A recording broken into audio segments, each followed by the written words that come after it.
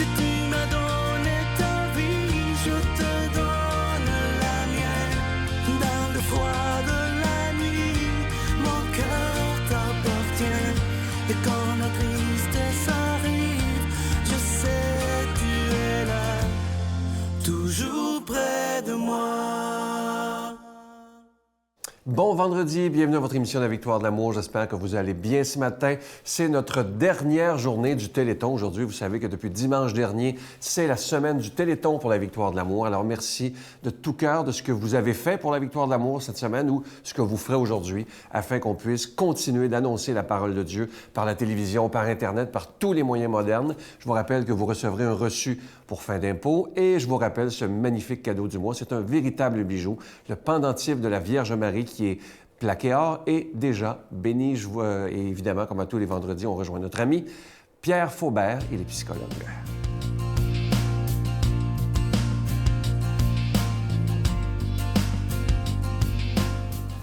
Bonjour, on est dans les préparatifs de Noël et mes deux premières vignettes, en ce temps-ci, porteront sur la solitude. Pourquoi la solitude? C'est un fléau, c'est une réalité. Beaucoup de personnes rencontrent un thérapeute ou une thérapeute parce que fondamentalement, ces personnes-là se sentent seules sans même s'en rendre compte. Vous voyez, la solitude, ça crée un malaise parce que comme on peut lire dans la Genèse, on est tellement créé pour être avec. Hein? Pas comme des piquets là, en parallèle, là, comme des piquets de clôture là, qui ne se rencontrent jamais, là, ou des rails de chemin de fer qui ne se rencontrent jamais. Heureusement, sinon ça serait la catastrophe. Mais nous sommes faits pour être ensemble, pour vivre pas juste la communication, un mot qui est très à la mode, n'est-ce pas? Communication, communiquer, communiquer, communiquer, problème de communication, etc., etc. C'est pas le problème de communication, c'est un problème de communion. Je l'ai déjà dit dans le passé et je le répète et je ne crois pas le répéter assez souvent. Noël, c'est le temps de la communion. C'est le temps de la rencontre. C'est à ce moment-là que se fait sentir, peut-être de façon un peu plus exacerbée, sa solitude. C'est-à-dire sentir qu'on n'est pas en relation profonde et intime avec d'autres, avec au moins une autre personne. On peut rencontrer beaucoup de gens, on peut être dans des grands groupes, on peut même être à des fêtes festives. J'ai pas dit joyeuses, mais j'ai dit festives. Il peut y avoir beaucoup de festivités, mais ça ne garantit pas nécessairement la joie ou le bonheur. Ça, c'est profond, ça. Vous voyez, ça, c'est le fruit de la rencontre, le fruit de la communion, le fruit du don. Et il s'agira de dons, de cadeaux, j'en parlerai plus tard, pendant cette période de fête. Alors, il y a une grande douleur dans la solitude. Mère Teresa disait que le plus grand fléau de notre humanité, c'est la solitude. Je dirais même que la solitude est à la source de beaucoup de désordres, de troubles, des troubles d'anxiété. Par exemple, quand on est seul, on sent qu'on est vulnérable, qu'on n'est pas avec les autres. L'union fait la force, n'est-ce pas? Mais si on est en désunion au lieu d'être en communion, eh bien, on est affaibli. Et pas juste physiquement, mais physiologiquement, c'est-à-dire on est affaibli dans notre système immunitaire, par exemple. Il y a des études qui démontrent que les gens qui vivent seuls ont un système immunitaire moins fort que les personnes qui vivent en communauté, en groupe, en famille, avec des amis, qui ont une vie de relations interpersonnelles signifiantes. Hein? Le mot signifiant est très important. Pourquoi? Parce que c'est un symbole. C'est un symbole de ma réalité, de ma présence, de mon être, de mon existence. Noël, c'est la grande fête de l'existence. Notre Père qui es aux cieux, que ton nom soit sanctifié, que ton règne vienne, que ta volonté soit faite sur la terre comme au ciel. Donne-nous aujourd'hui notre pain de ce jour. Pardonne-nous nos offenses comme nous pardonnons à ceux qui nous ont offensés. Ne nous laisse pas entrer en tentation, mais délivre-nous du mal, car c'est à toi qu'appartient le règne, la puissance et la gloire pour les siècles des siècles. Amen. Mon Père, je m'abandonne à toi. Fais de moi ce qu'il te plaira. Quoi que tu fasses de moi, je te remercie. Je suis prête à tout, j'accepte tout, pourvu que ta volonté se fasse en moi, en toutes les créatures. Je ne désire rien d'autre, mon Dieu. Je remets mon âme entre tes mains. Je te la donne, mon Dieu, avec tout l'amour de mon cœur, parce que je t'aime, et que ce m'est un besoin d'amour de me donner, de me remettre entre tes mains, sans mesure, avec une infinie confiance, car tu es mon Père.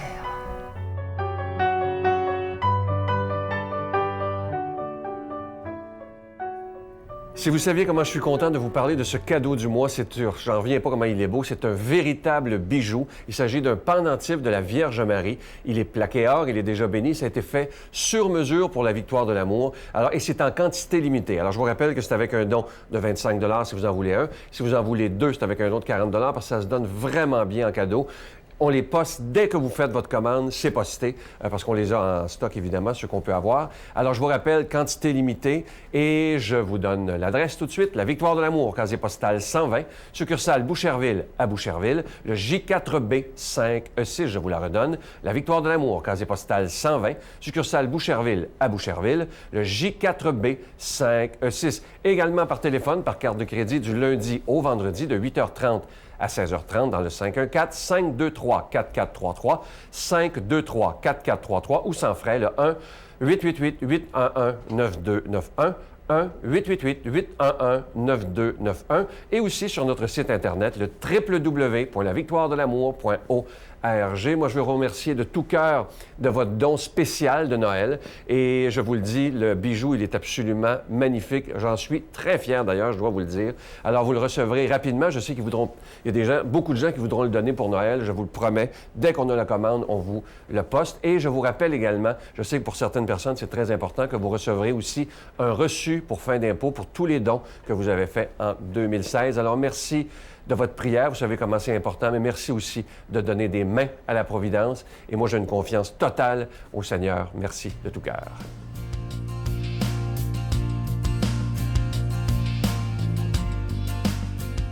Mon Dieu, donnez-moi la sérénité d'accepter les choses que je ne peux changer, le courage de changer les choses que je peux et la sagesse d'en connaître la différence.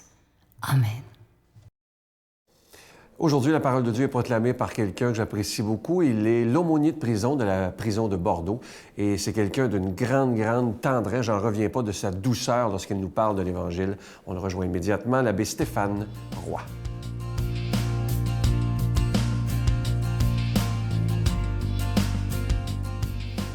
Bonjour à toi et bon vendredi matin. Évangile de Jésus-Christ selon saint Matthieu. Jésus déclarait à la foule: « À qui vais-je comparer cette génération? Elle ressemble à des gamins assis sur les places, qui en interpellent d'autres en disant: « Nous vous avons joué de la flûte, et vous n'avez pas dansé. Nous avons chanté des lamentations, et vous ne vous êtes pas frappé la poitrine. » Jean-Baptiste est venu, en effet. Il ne mange pas, il ne boit pas, et l'on dit c'est un possédé. Le Fils de l'homme est venu. Il mange et il boit, et l'on dit voilà un glouton et un ivrogne, un ami des publicains et des pécheurs. Mais la sagesse de Dieu a été reconnue juste à travers ce qu'elle fait.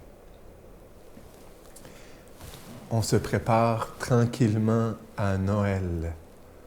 Et nos achats, nos décorations nous le disent.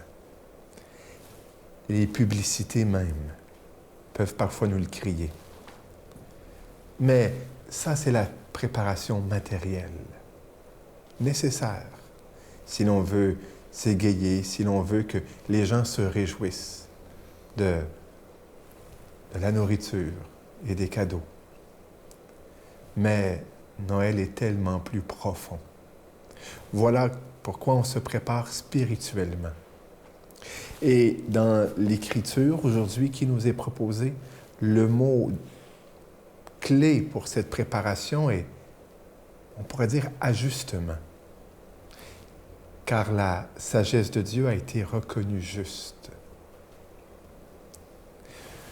Tu le sais, dans la Bible, très souvent, pour désigner une femme ou un homme de Dieu, on l'appelle une femme juste, un homme juste.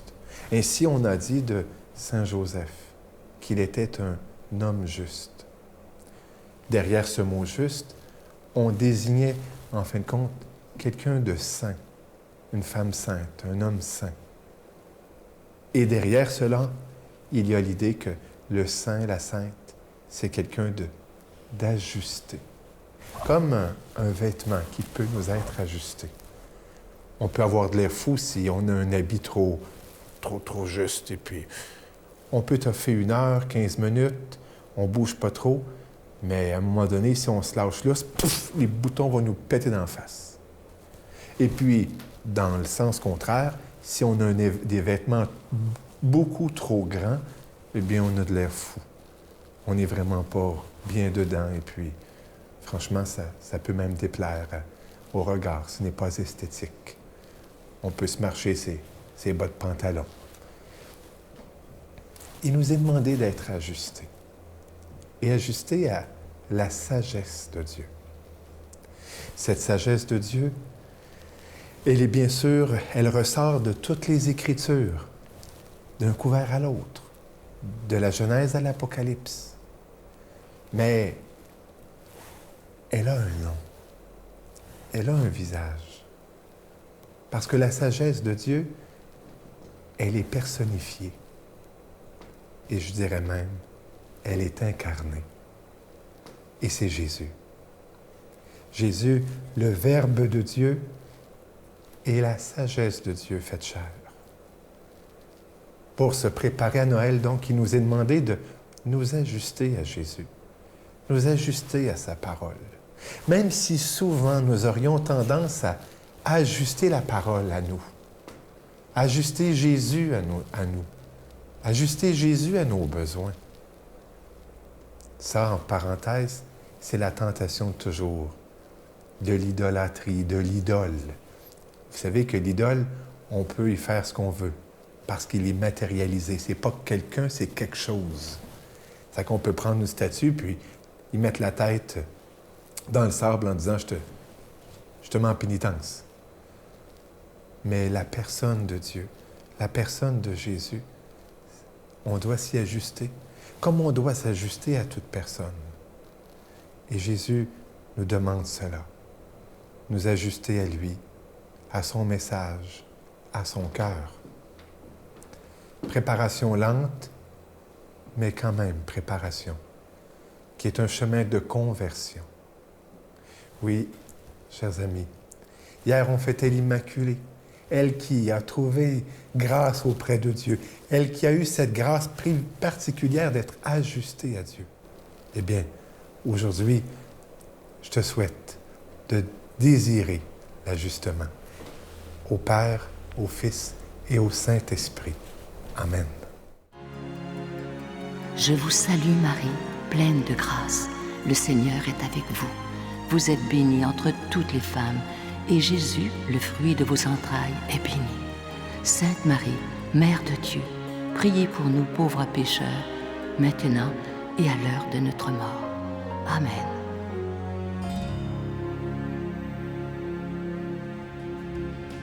Il me reste que le temps de vous souhaiter une belle journée. Je vous rappelle que nos bureaux ouvrent dans quelques secondes, 5h30 jusqu'à 4h30. Bye. C'est votre époux qui vous a annoncé que vous étiez tétraplégique. Absolument. Alors, là, quand je suis revenue vraiment à moi-même, mon époux était à mes côtés et je lui ai demandé, j'ai dit, qu'est-ce qui m'est arrivé? Alors, il m'a dit, Maryse, tu as eu un très grave accident et tu es tétraplégique.